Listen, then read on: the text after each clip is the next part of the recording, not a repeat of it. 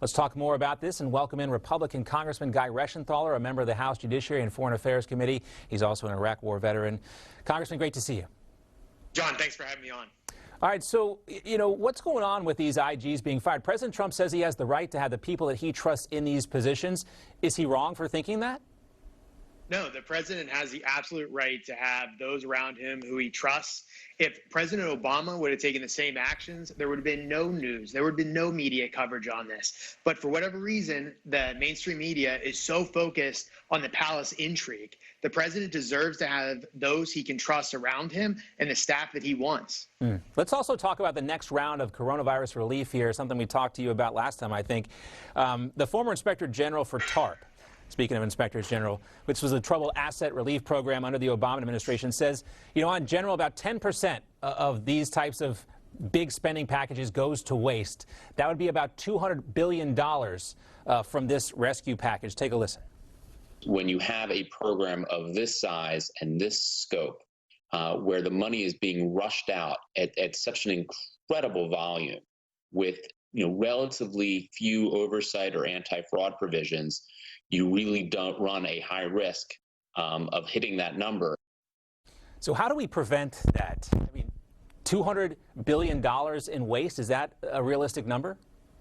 Well, look, in the last phase 3 package, there was a lot in there that I did not support. But we have to remember that Nancy Pelosi is the Speaker of the House, not Kevin McCarthy.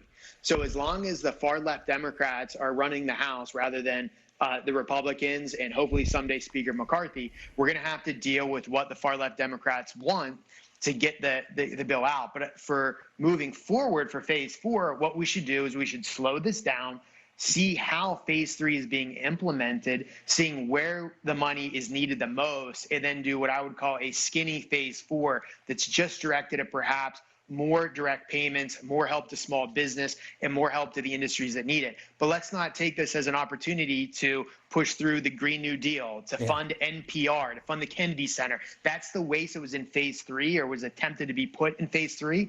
Let's have a skinny plan going forward with phase 4 once we know who needs help. Well, we know you're concerned about spending. You recently introduced a resolution calling on Congress to withhold funding for the WHO until its director, Dr. Tedros, resigns. Why do you think this is so important?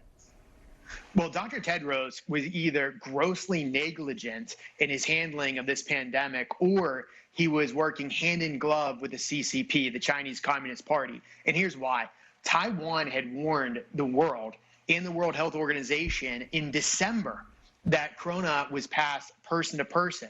The Chinese continued to deny that, and they lied about stats. They hid their stats, and the World Health Organization, Dr. Tedros, went out and said that the Chinese Communist Party should be commended for their transparency, and they handled this correctly. Additionally, it was the World Health Organization parroting the Chinese position that President Trump should not have shut down travel from China.